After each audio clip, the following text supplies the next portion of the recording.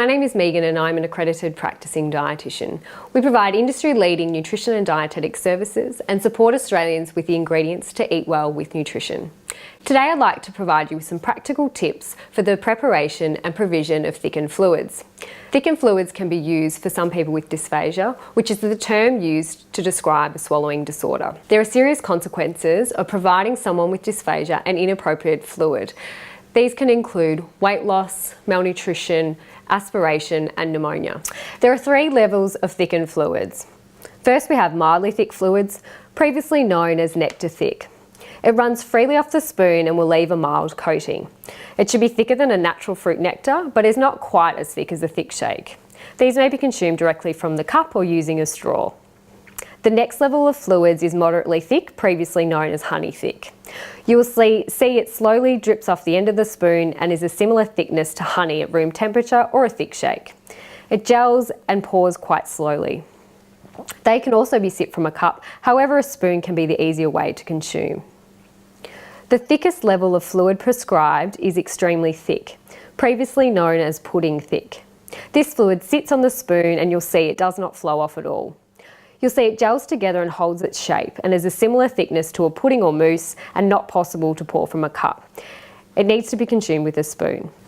Fluids can be bought pre-thickened, but we have commercial stir-in thickeners that can be used to thicken up normal fluids. Such powders require specific measurements for certain thicknesses. Be sure to check the label because they can vary between brands. When adding thickener, make sure your scoops are level and add it all at once, because if you add extra thickener later, it will form lumps and the fluid will be unsafe to swallow. Use a spoon, fork or whisk to stir it in the thickener. A blender can also be used for large volumes. Once mixed, water-based drinks, soft drinks and juices usually take about 5 minutes to fully thicken. With milk drinks, they take a little bit longer, so allow about 15 to 20 minutes before they are safe. Once thickened, check for lumps and make sure the consistency is correct. You can then put them in the fridge, but be sure not to use them after 24 hours of refrigeration. When serving, serve cold for optimal consistency, with the exception of tea, coffee and Milo that can be served hot. When serving, serve cold for optimal consistency, with the exception of tea, coffee and Milo which can be served hot. Finally, it's really important to know that certain foods and fluids are unsafe for people on thickened fluids. These include thin fluids, ice cream, jelly, icy poles, thin custards, thin soups such as broth, ice chips, cubes, and bedside water jugs that are unthickened. All will become a regular fluid once in the mouth and are therefore unsafe for those requiring thickened fluids. Once thickened, check for lumps and make sure the consistency is correct. You can then put them in the fridge, but make sure you serve them no longer than 24 hours after refrigeration.